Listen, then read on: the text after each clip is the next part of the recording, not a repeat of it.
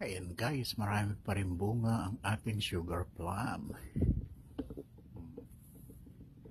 So yung bandang dito, yan, nakahulog-hulog na. Ayan na sila.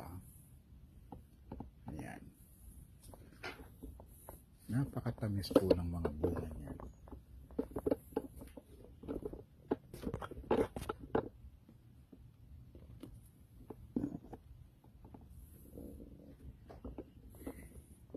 Actually, itong dalawang sangang to nabali sa sobrang bigat ng ng kanilang bunga.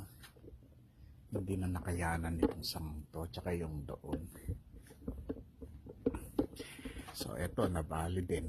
Ayan o. Sa sobrang dami. Ganyan po talaga yung plum kapag hindi na makaya.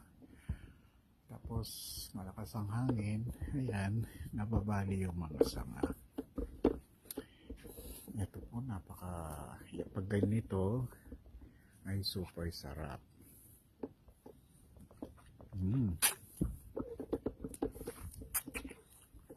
Sarap.